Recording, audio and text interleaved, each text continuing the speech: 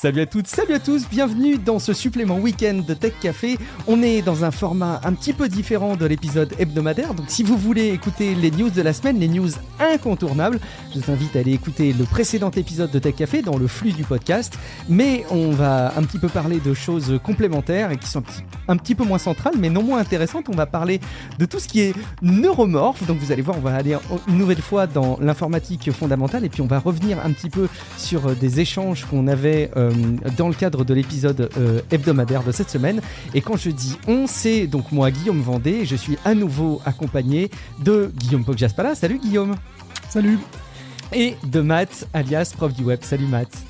On ne se sépare plus dorénavant, nous restons tous les trois tout le temps. Absolument, voilà, c'est... Ah bon Ah bon.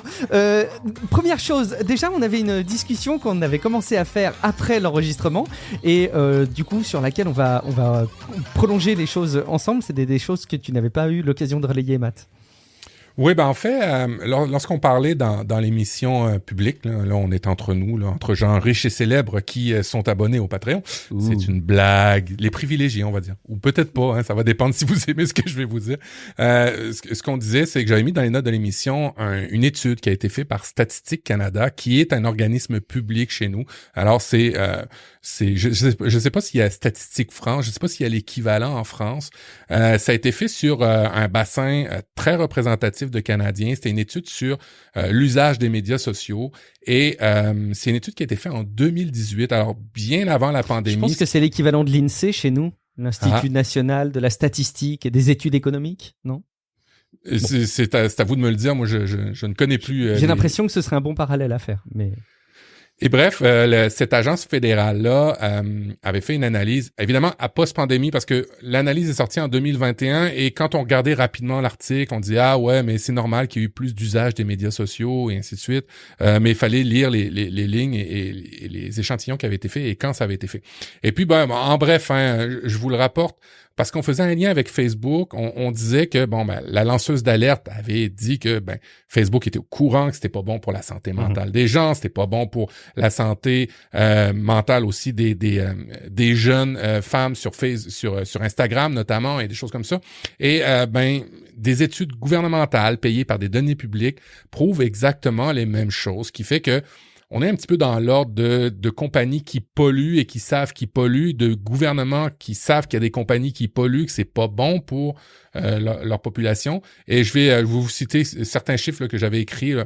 Alors, l'Agence fédérale rapporte que 19% des Canadiens âgés de 15 et 64 ans ont déclaré avoir perdu du sommeil et que 22% ont admis avoir été moins actifs physiquement en raison de leurs usages des médias sociaux. Je vous rappelle que ça a été fait en 2018, hein, ça n'a pas été fait pendant la pandémie.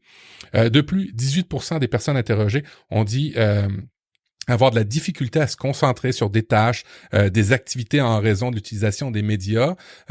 L'âge a été un important facteur dans l'association entre l'utilisation des médias sociaux et l'expérience négative. C'est-à-dire que plus on est jeune, plus on aurait tendance à avoir une expérience négative des médias sociaux. Environ 47% des répondants de 15 à 19 ans et environ 28% de ceux 20-24 ans ont déclaré avoir perdu le sommeil en raison de leur utilisation des médias sociaux, comparativement à 16 et 21 pour la tranche 25-49 ans. Alors on comprend, hein, les jeunes sont un peu plus affectés que les personnes un peu plus vieilles. D'autre part, 24% à 36% des répondants de 15 à 29 ans ont indiqué avoir eu de la difficulté à se concentrer en raison de leur utilisation des médias sociaux. Chez les utilisateurs de 30-49 ans, ce pourcentage était de 13 à 18. Alors, il y a quand même une grosse différence, en fait. Et puis, je vais terminer avec ce texte-là. De plus, environ 20% des Canadiens de moins de 30 ans ont déclaré s'être ressentis anxieux ou déprimés en raison de leur utilisation des médias sociaux par rapport à 12-15% des utilisateurs de 30-49 ans. Ça veut pas dire que 12 et 15% c'est bien. Ça veut pas dire ça non plus.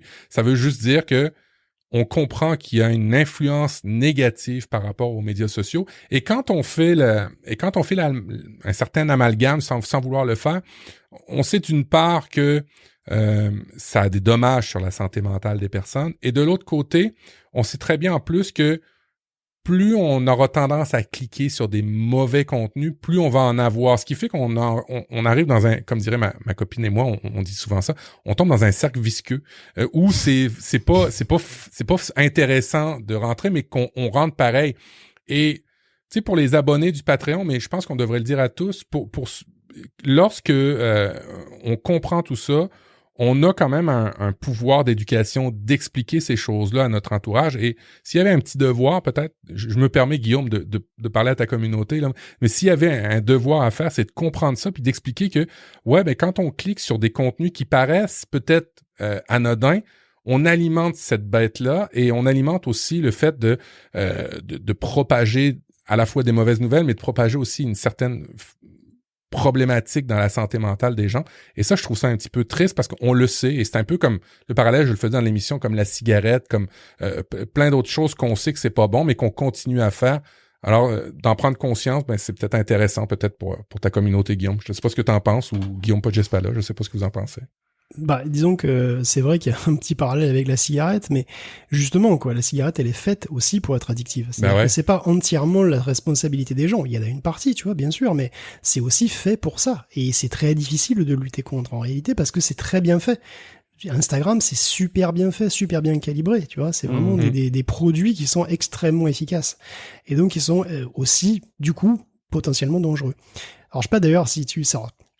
Les chiffres que tu cites sont assez en lien, enfin, sont assez en accord avec ceux des recherches qui ont fait surface dans le Wall Street Journal et que depuis d'ailleurs Facebook a publié. Donc je sais pas si vous avez vu ce qu'a publié Facebook, contraint et forcé, hein, globalement. Ils ont publié la recherche totale quand on disait qu'il y a environ un tiers des jeunes femmes qui se sentaient plus mal dans leur corps à cause d'Instagram. Bon bah donc il y a tous les chiffres de cette truc-là qui ont été publiés en PDF par Facebook directement. Et donc, ils l'ont fait par mesure de défense en disant, regardez, ok, évidemment, ils peuvent pas dire le contraire puisque c'est marqué. Mais par contre, il y a aussi du bien. C'est-à-dire qu'il y a aussi des jeunes filles qui disent qu'elles se sentent mieux dans leur corps grâce à Facebook. Et il y a aussi, alors évidemment, il y a pas que, donc, être mieux dans son corps, il y a tout un tas de catégories psychologiques, de facteurs de stress comme ça qui sont analysés et à chaque fois évidemment t'as une partie qui disent que Instagram a rendu pire ce facteur de stress ou que ça a rien fait ou que ça a amélioré, au contraire que c'est mieux avec Instagram. Et donc leur défense c'est de dire regardez dans le Wall Street Journal on dit il y a 30% des filles qui disent se sentir plus mal à cause d'Instagram, mais il y en a quand même, alors je sais pas, je crois que c'est 22, mais à vérifier, 22% qui se sentent mieux grâce à Instagram.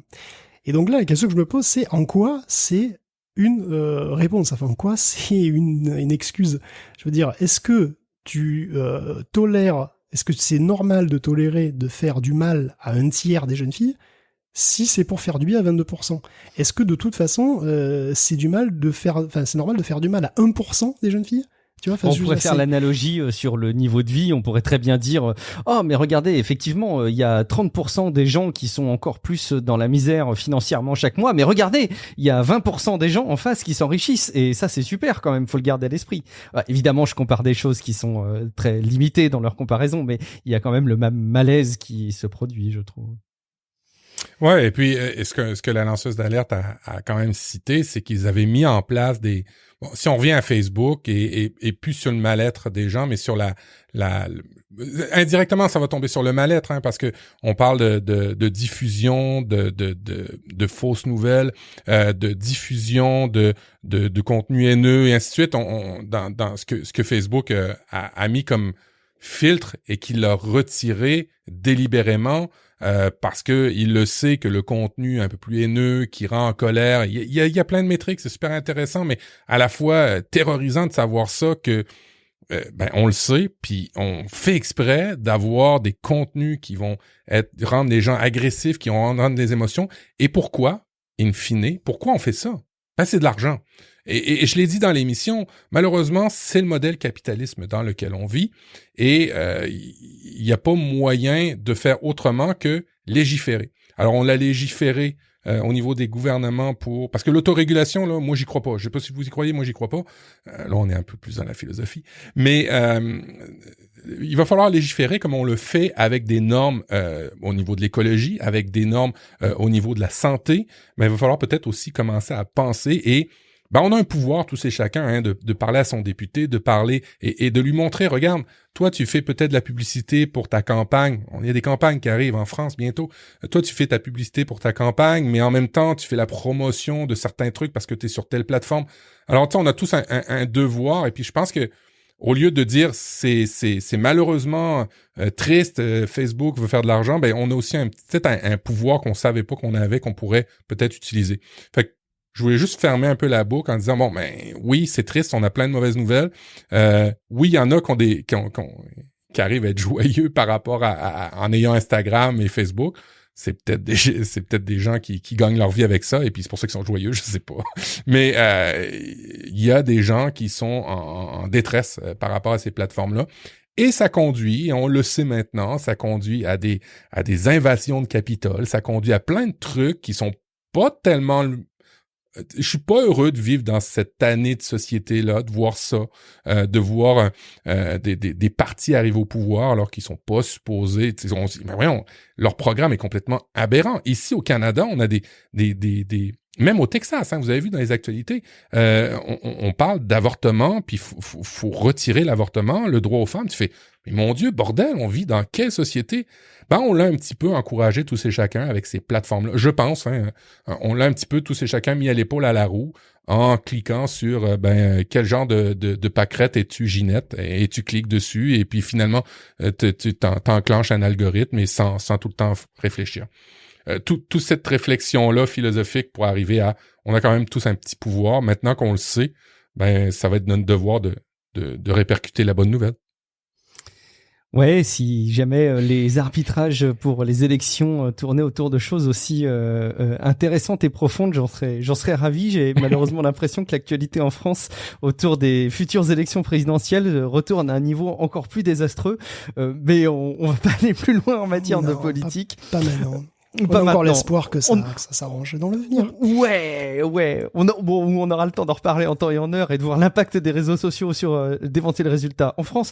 On a quand même le mec qui prend comme modèle Donald Trump. Bon, bref, je termine la parenthèse parce qu'on va parler de choses, encore une fois, peut-être un peu plus bassement matérielles, mais autrement plus fondamentales dans les fonctionnements techniques. On va parler de choses qui sont neuromorphes, donc neuro, comme les neurones, et morphes comme la forme, quoi. Donc qui ressemble et qui est pensé comme étant la structure de nos neurones. Guillaume, tu avais des infos et une petite chronique que tu avais préparée dans l'épisode hebdo qu'on va pouvoir relayer là dans cet épisode de week-end. Oui, déjà il y a deux petites nouvelles. C'est des performances sur des algorithmes de deep learning dans deux domaines qui sont très différents puisque c'est l'art et la météo. Alors pour la météo, sachez que les Anglais de DeepMind... Est-ce que la météo n'est pas une forme d'art ? Les météorologues seraient pas forcément d'accord, je pense, mais bon. Donc, les Anglais de DeepMind, eux, ils ont mis leur expertise au service de la prévision de la pluie. Bon, évidemment, c'est des Anglais, donc tu me diras, ça paraît logique. Et ok, alors c'est vrai, DeepMind, ils ont quand même réussi à plier des protéines impliables super compliquées, ils ont vaincu le champion du monde de Go, donc prévoir s'il va pleuvoir demain ne semble pas si compliqué, et en fait si. Parce que, il existe 50 nuances de pluie. Enfin, c'est les Anglais qui le disent, et les Brestois aussi. Parce que, en Picardie aussi, ça marche. Oh, j'imagine. Prédire précisément où, quand et en quelle quantité la pluie va tomber, ça requiert énormément de calculs et une haute résolution. Enfin, en Angleterre, certainement, parce que dans le Var, par exemple, la plupart du temps, c'est quand même assez simple. Mais bon, pour aller plus vite, un algo est entraîné à animer des masses d'air, donc sans connaître la physique du tout, juste en regardant précisément beaucoup de masses d'air qui se déplacent, et en fait, comme ça, il apprend comment ça se déplace. Et étonnamment, il s'en sort aussi bien que les modèles physiques lourds qui font le calcul brutalement. Donc ça, c'est une performance assez remarquable, quoique sans doute de moins en moins utile au fur et à mesure que le réchauffement climatique transformera la perfide Albion en une gigantesque île de beauté, mais c'est quand même très très fort, je trouve, de voir des modèles de deep learning qui ont aucune idée de la physique, et ça a déjà été fait pour les mécaniques des fluides, ce genre de trucs, quoi. C'est assez extraordinaire de voir qu'on peut utiliser le deep learning comme des approximants pour des équations différentielles, quoi. Donc ça, c'est vraiment très très fort. Ça marche donc très bien. Bon, on parle de beauté. On a parlé de l'île de beauté, on parle de beauté. On peut parler de la beauté de Dalila. Dalila, la fatale La beauté de Delia qui fut fatale au grand Samson. Vous connaissez tous l'histoire biblique. Samson qui laissa des plumes dans cette histoire. Donc n'oublions pas la traîtrise de Dalila, donc qui fut représentée par Pierre-Paul Rubens vers 1609. Donc on y voit une Dalila blonde, ce qui est un petit peu bizarre pour une Israélite, je le reconnais. Blonde et dépoitraillée comme ça, qui câline Samson, qui se fait lui-même couper les cheveux, les cheveux par les Philistins, qui le prive ainsi de son herculéenne force octroyée par Dieu lui-même. Donc c'est une terrible traîtrise qui est aussi une terrible traîtrise pour la National Gallery parce que elle a dû la ressentir très fort cette traîtrise là où je pense parce qu'en fait comme d'autres experts le craignaient déjà un petit peu cette toile est sans doute en fait un faux. Samson et Dalila ne seraient pas de Rubens, voilà, selon l'intelligence artificielle de Art Recognition, auquel on a très fort essayé de faire dire le contraire, et ben non, quel que soit le morceau, il n'y a pas moyen, l'IA est toujours à plus de 90% sûr que cette croûte à 5 millions de dollars n'est pas de Rubens. Donc la National Gallery l'a acheté en 1980. En vrai ou faux, évidemment, je sais pas si on sera jamais complètement totalement sûr, mais bon, ce qui est sûr, c'est que c'est un tableau qui est quand même suffisamment différent des 148 autres Rubens que la machine connaît pour se poser sérieusement la question. C'est un petit peu ballot pour la National Gallery. Qui a au passage, excuse-moi. Oui, qui a au passage, n'empêche, trouvé un moyen et un outil pour essayer de pas se faire rouler dans la farine les fois suivantes, ce qui est quand même sympa. Ce qui m'a marqué, moi, dans cette histoire, c'est que je me disais spontanément 148 modèles pour une intelligence artificielle, c'est peut-être pas beaucoup, ça fait pas beaucoup de contenu. Et en creusant, on comprend que chaque peinture a été découpée en petites zones, et c'est ça qui finalement fait une grande masse de données. C'est la multitude de petites zones découpées de l'ensemble des peintures. Et c'est ça qui fait que c'est pertinent, parce que j'imagine ça se baserait que sur 148 images. Je vais y arriver. Que sur 148 images qui ne sont pas découpées, ce serait forcément moins pertinent, non ? Oui, mais complètement. Mais en fait, de toute façon, pour déterminer si une peinture est authentique ou pas, souvent on regarde effectivement la manière dont les coups de pinceau sont faits, on regarde très précisément les couleurs, il y a énormément de détails comme ça, couleurs, donc à petite échelle, où effectivement les couleurs très précisément pour voir comment ça a vieilli, ou même la craquelure sur le vernis peut donner des indications. Il y a énormément de détails comme ça. Je suppose qu'ils ont fait ça bien, mais bon, voilà. Je suis pas dedans, mais voilà, je pense que ça peut être intéressant, ouais. T'imagines l'association de ça et Mom avec les lunettes pour l'avenir lors des enchères? Tu mets ces lunettes-là, et puis d'un seul coup, tu es capable de dire, ceci est un faux, monsieur. Même les commissaires-priseurs vont perdre leur métier, je vous le dis, moi. Exactement. On va aller faire un petit tour, comme souvent, du côté de chez Intel. Il faut suivre ce qui se passe du côté de chez Intel, Guillaume. C'est ça. D'ailleurs, bientôt, voilà, même votre laptop pourra te dire si le Renoir que t'as accroché dans les chiottes est authentique ou pas. J'ai une idée, moi. Les puces accélératrices pour le deep learning arrivent sur PC. Alors, si on en croit une fuite exploitée par la chaîne YouTube qui s'appelle Moore's Law is Dead, donc on s'y attendait un petit peu, faut dire, puisque voilà, que les prochaines puces Intel intégreront ce genre de truc. Étant donné qu'il y en a dans les puces Apple M1, ce sera une unité d'accélération dite VPU, pour Vision Processing Unit. Et donc ce serait dans Meteor Lake. Meteor Lake, c'est la prochaine génération de puces Intel, qui est prévue pour fin 2022-2023, qui sera basée sur le processus Intel 4. Intel 4, donc anciennement 7 nanomètres. Ouais, attention, point de nomenclature imbitable Intel, attention, voilà, il va y avoir fait un jingle pour le point de nomenclature Intel. Donc, les puces actuelles, elles sont en 10 nanomètres, super fines, pour les Tiger Lake, ou en Intel 7 pour les Alder Lake, donc anciennement appelé 10 nanomètres NN7 super fine. En gros, cette année, c'est le Intel 7, le prochain, c'est Intel 4. Oui, me demandez pas pourquoi le 4 vient pas le 7. Donc, l'an prochain, si tout se passe bien, voilà. Bon, en fait... Parce que ça fait plus petit, ça joue sur la confusion des nanomètres. Oui, en fait, la raison est de tout ce barnum, elle est très simple à comprendre. C'est la même qui pousse Microsoft à appeler sa deuxième Xbox 360 et pas Xbox 2. Parce qu'en face, il y a la PS3. Et que comme c'est bien connu, machin 2, c'est moins bien que truc 3. Donc, faut trouver d'autres noms. Et comme Intel est resté super longtemps sur le 14 nanomètres, puis sur le 10 nanomètres, pendant que TSMC, il faisait du 7 et du 5. Donc voilà, on change tous les noms pour aligner Intel 4, on le met en face du N5 de TSMC, et boum, voilà. Évidemment, ça change strictement au processus de fabrication respectif des constructeurs, ça ne reflète que de très très loin la densité totale des puces ou la taille des composants. Mais bon, bref, revenons après ce succulent aparté, revenons à Meteor Lake. Ce sera une puce en 3 chiplets, donc réunis par Foveros, un pour les cœurs de calcul, un pour la carte graphique, et le reste pour le reste du bordel. Et dans le bloc compute, il y aurait probablement donc de quoi accélérer des tâches de deep learning qui pourraient devenir de plus en plus courantes, donc le traitement audio-vidéo, la transcription de texte. Alors évidemment, on pense immédiatement à de l'upscaling comme le DLSS, puis il pourrait y avoir des fonctions intelligentes qu'on voit dans la suite Adobe, le traitement qu'on fait sur GeForce, le traitement du son là par exemple, qui est très utile. On a plein d'applications, la transcription effectivement de texte en temps réel, enfin de vocal en temps réel. Et voilà, il n'y aura que plus d'applications dans 2 ans. Voilà, donc même si c'est pas une info officielle, c'est très crédible effectivement que Intel se mette aux puces, aux accélérations avec les puces neurales. Ok, on va clore du coup. Il faut que tu tiennes encore un peu, Guillaume. Mais non, tu vas tenir pour la dernière partie de ta chronique autour des composants justement. Oui, parce que je voulais profiter de l'actu sur l'OIHI pour vous parler d'une nouvelle catégorie de puces qu'on évoque parfois rapidement, c'est les puces neuromorphes. Alors neuromorphiques ou neuromorphes, je sais pas trop. Je vais dire neuromorphes parce que c'est plus court, déjà c'est bien. Donc l'OIHI, c'est un nom de code hawaïen. C'est pas le Wi-Fi, c'est le nom de code hawaïen pour une nouvelle puce Intel, enfin pour un type de puce Intel très particulier. On dirait que tu te brûles à chaque fois que tu le dis. L'OIHI. C'est comme Oumuamua, c'est un truc hawaïen, faut pas chercher. Bon. C'est cool. Ouais, plutôt. Je sais pas ce que ça veut dire par contre, j'aurais dû chercher. Je vais regarder. Bon alors c'est quoi déjà ? Parce que déjà on peut dire ce que ce n'est pas finalement l'OIHI.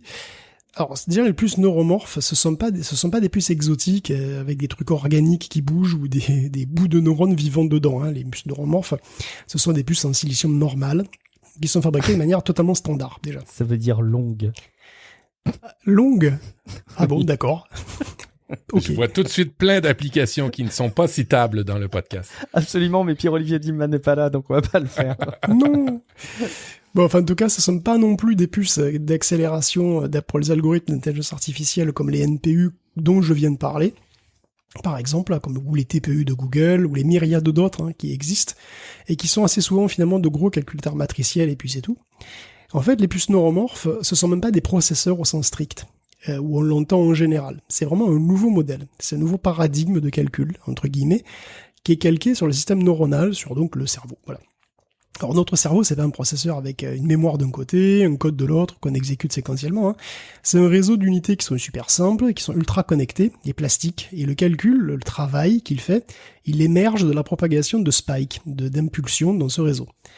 Et ce qui est hyper inefficace, il faut le dire, pour faire des multiplications à 10 chiffres, dont ne me demandez pas s'il vous plaît, c'est quand même extraordinairement efficace pour faire des trucs beaucoup plus compliqués, comme par exemple différencier votre belle-mère une lampe de chevet. Surtout avec un minimum d'énergie dépensée. Et ça qui est très important. La lampe de chevet.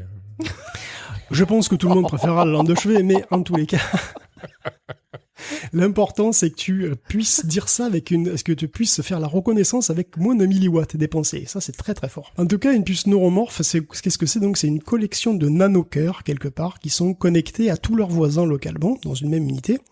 Et les unités à l'échelle supérieure, elles sont elles aussi toutes connectées entre elles. Et on peut imaginer qu'une collection d'unités fasse une puce et que plusieurs puces puissent être aussi connectées comme ça en réseau, peut-être de manière un petit peu plus standard. En tout cas, les nanocœurs sont donc un petit peu les neurones du machin. Ils font pas grand chose. En fait, ce qu'ils font, c'est qu'ils reçoivent en permanence des signaux, plus ou moins forts de leurs voisins, et à un moment, ça peut déclencher une réponse de leur part, qui sont eux aussi envoyés à d'autres nanocœurs voisins, à d'autres neurones voisins. Et tout ça se fait de manière complètement asynchrone. Il n'y a pas de top d'horloge. Et d'ailleurs, il n'y a pas non plus de RAM. Il n'y a pas de, les nanocœurs ne contiennent en fait que la pondération des signaux et les diverses connexions à qui ils sont connectés, et à quel point il faut attention à ces connexions-là. Les connexions et les poids sont finalement tout ce qui est nécessaire à la puce. Il n'y a pas de programme, il n'y a pas de RAM, il n'y a pas de mémoire externe. Bon, alors à intervalles réguliers, il y a un bilan qui est fait. Donc en gros, ça se gère un petit peu comme ça en asynchrone, on envoie des spikes un petit peu tous les côtés, et de temps en temps, un bilan est fait. Donc en gros, on s'arrête, tous les nanocœurs regardent leurs connexions et décident lesquelles garder, lesquelles renforcer et lesquelles dégager. Et de cette façon, la puce s'adapte à la volée en fait. Elle peut continuer à apprendre tout en fonctionnant. Elle modifie son connectome en temps réel, quelque part.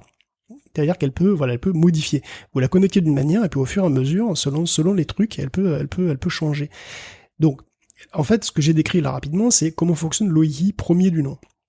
Donc Intel a mis au point l'OIHI en 2017, Et c'est pas du tout la première puce qui essaye de faire comme le cerveau, hein. IBM fait un peu la même chose avec les True North, et puis il y a plusieurs autres projets universitaires là-dessus.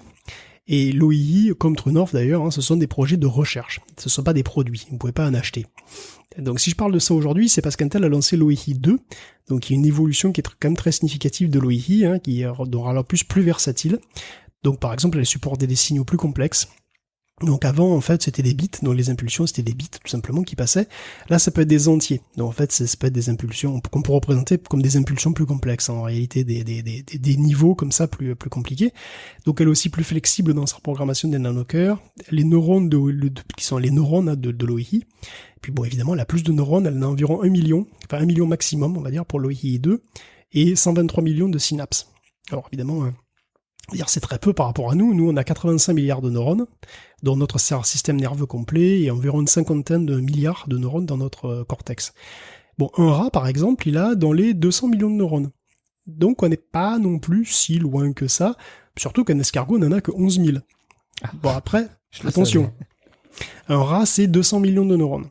Donc, un rat, un rat, c'est pas si loin que ça. Mais le problème, c'est que c'est 448 milliards de synapses. Donc ça veut dire qu'il faut quand même un paquet de l'OII 2, hein. Donc c'est pas du tout clair qu'on puisse faire un rat robot, en tout cas, avec ce genre de puce pour l'instant. Peut-être un escargot robot, ou une fourmi robot, 250 000 neurones, une fourmi. Bon, après, je sais pas combien de synapses. Est-ce que c'est plus intelligent qu'un escargot, une fourmi? Ça, c'est intéressant comme question. La question me brûle le cerveau, justement. Je me demande, le gars qui fait les tests de QI pour les escargots, il travaille où? Ah bah écoute, je suis sûr qu'on peut trouver des tests pour savoir à quel point un escargot est intelligent. En tous les cas, les fourmis, c'est bien. Hein. Une fourmi, c'est peut-être pas très malin, mais si t'en fais plein des fourmis qui sont aussi intelligentes que les vraies fourmis. Bon, enfin, écoute, on déconne, mais Intel est très sérieux avec l'OII. Hein. Les nouvelles puces sont sur donc Intel 4, dont j'ai parlé tout à l'heure. Donc un process qui est encore en développement, et le matos est dispo uniquement pour les chercheurs. Parce que justement, c'est un domaine de recherche encore très actif, hein, tout simplement parce que c'est pas du tout évident de voir comment utiliser une puce pareille. Ouais, c'est ça. C'est toujours à peu près la même chose. Quels sont les cas d'usage après? Non? C'est ça. Comment configurer ce machin pour qu'elle fasse des trucs utiles? Parce que chaque neurone peut recevoir un petit programme très sommaire, mais le calcul, le vrai travail, il émerge des connexions qui existent et qui se modifient en plus au sein de la puce. C'est ça, ouais. Donc du coup, comment tu programmes l'OII? Et d'ailleurs, pourquoi tu te casserais la tête à le faire? C'est quand même une bonne question. Et la réponse à cette question, c'est parce que quand ça marche, c'est super efficace. C'est-à-dire, les performances par watt sont 100 à 1000 fois meilleures qu'avec des puces standards. Et en plus, parfois, il faut même moins de paramètres, significativement moins de paramètres qu'avec un réseau neuron artificiel. Et ça demande beaucoup moins d'opérations aussi. En fait, l'OII consomme naturellement moins d'énergie, selon comment on l'utilise. Par exemple, si on l'utilise à basse fréquence, comme prendre les fréquences de nous, pauvres humains de tas de viande, là, il utilise très peu d'énergie. Parce que, par exemple, admettons que tu veuilles qu'il reconnaisse un geste. Non, tu lui envoies un geste, voilà, tu fais coucou de la main, il reconnaît le coucou de la main. Pour faire le geste, tu mets à peu près 1 seconde à le faire, le geste, tu vois, c'est des trucs de l'ordre de la seconde. Du coup, l'OII, il a absolument pas besoin de tourner à 1 GHz pour reconnaître un geste. Le truc, il fait 1 seconde, à quelques kilohertz, en fait, et ça suffit. Et comme il fonctionne de manière asynchrone, sans vraiment d'horloge, la console de la puce, elle est dérisoire quand tu l'utilises à des fréquences humaines, quelque part. Des fréquences temps réel. Donc, il y a ça, et puis il y a aussi la localité de la mémoire. C'est-à-dire que le fait qu'il n'y ait pas besoin de faire transiter de gros volumes de données d'un morceau à un autre, d'une puce à une autre, c'est aussi très intéressant. Donc, la synchronicité comme ça de l'ensemble et la localité ne sont pas étrangères au fait qu'il y ait de très très bons résultats pour les puces neuromorphes dans les domaines de reconnaissance comme ça, avec très très très peu d'énergie. Alors, pour l'instant, les chercheurs ont réussi à utiliser l'OII en traitement du signal, audio et vidéo un petit peu. Donc il y a reconnaissance des mots-clés, traitement vidéo simple, et puis aussi pour des problèmes d'optimisation, de type voyageur de commerce. On est encore loin d'un produit grand public, mais Intel a dévoilé un SDK, donc non seulement pour l'OII, mais aussi pour tout autre système neuromorphe, ou même tout processeur ou GPU sur lequel tu devrais prototyper des trucs. C'est un truc qui s'appelle Lava, et qui est universel en fait, hein. Ça permettrait à n'importe qui d'essayer un truc sur son PC, comme si avec une puce neuromorphe simulée, quoi. Et après, tu l'envoies sur une vraie puce l'OII pour voir ce que ça donne. Donc, c'est un véritable défi, hein, les puces neuromorphes, qui est finalement moins technique que conceptuel. Parce qu'en fait, les puces sont déjà là. Maintenant, il faut les utiliser. Et pour ça, il faut complètement repenser sa manière de programmer. C'est tellement différent d'un programme standard, ou même de la programmation parallèle qu'on fait avec des GPU ou un truc comme ça, que en fait, c'est quand même un énorme effort intellectuel et c'est beaucoup de travail. Et puis, c'est aussi nécessaire parce que quand le logiciel arrivera, il va dicter des améliorations matérielles qui, à leur tour, permettront d'autres applications. Et au fur et à mesure, les puces neuromorphes pourraient devenir indispensables et monnaie courante, en fait. Il n'est pas impossible, peut-être, allons essayer de savoir que le Vision Processor du Core de génération 19, je sais pas, ce sera peut-être une puce neuromorphe, qui sait. C'est difficile d'utiliser la boule de cristal. Tu vois ce type de techno arriver de manière viable et courante dans combien de temps? C'est difficile à dire, j'imagine. Avant ou après Windows 11? Probablement après. Quand ils auront sorti le vrai système qui marche, Windows 12. Ouais, c'est ça. Mais c'est quand même, c'est des échelles de temps de 10 ans. Ouais, je pense qu'on est au-delà, à peu près ouais, parce que l'OII, c'est 2017, et là, si tu veux, c'est encore vraiment recherche. Je pense que dans 5-10 ans, mais plutôt 10, ouais, on peut commencer à penser à un truc, mais peut-être avant, tu sais, c'est difficile.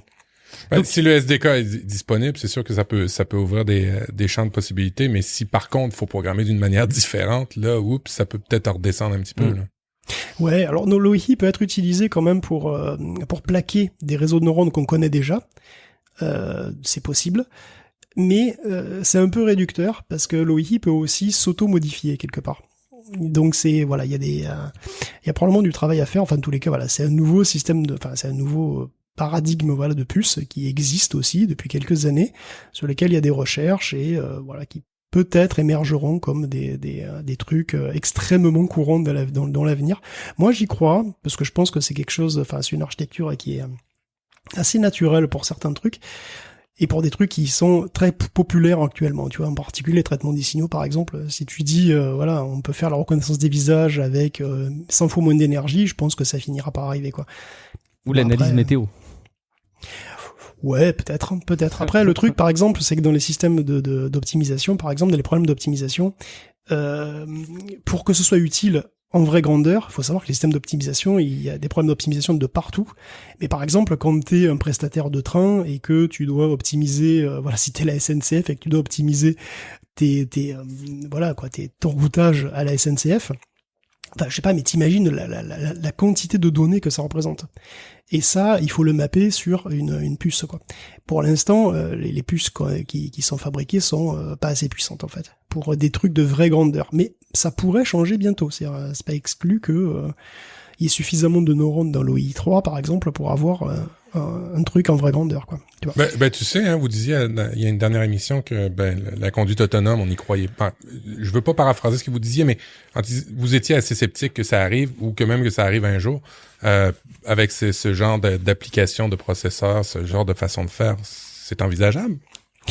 Disons que ça déplace, comment dire. L'OII, c'est pas une solution miracle. Ça permet de faire des trucs plus efficacement. Et ça, c'est vrai que c'est un vrai souci. Là, le problème qu'on a actuellement avec les gros modèles, je pense, de réseaux de neurones, c'est que ça consomme de plus en plus de puissance de calcul, donc de plus en plus d'énergie, et qu'à un moment, c'est plus tenable. Parce que la loi de Moore est morte, comme disaient les mecs de YouTube, là. Non, comme la chaîne YouTube s'appelle. La loi de Moore, elle est pas morte, mais si tu veux, maintenant, d'une génération de processeurs à l'autre, tu gagnes 10-15%. Donc ça veut dire, en 1-2 ans, tu gagnes 20% peut-être, en moyenne, peut-être 20-25%. Tu doubles pas, quoi. Ouais, tout ça pour réfléchir moins bien qu'un escargot, en plus. Donc, ouais, le truc, c'est que globalement, la taille des modèles et les besoins en calcul augmentent toujours de manière exponentielle, alors que la loi de Moore, elle est plus exponentielle. Ça marche plus comme ça, quoi. Donc ça va pas assez vite. Et ce qu'il faut, donc, c'est que pour avoir des systèmes qui réfléchissent toujours plus, toujours mieux, qui sont toujours plus complexes, la course à l'armement avec des méga, giga serveurs de TPU de plus en plus puissants, ça risque de se heurter à un mur thermique, globalement, ou voire même un mur financier aussi. Et donc une possibilité, ça pourrait être de passer par des puces neuromorphes qui ont apparemment la possibilité de diviser par plusieurs ordres de grandeur la performance par watt.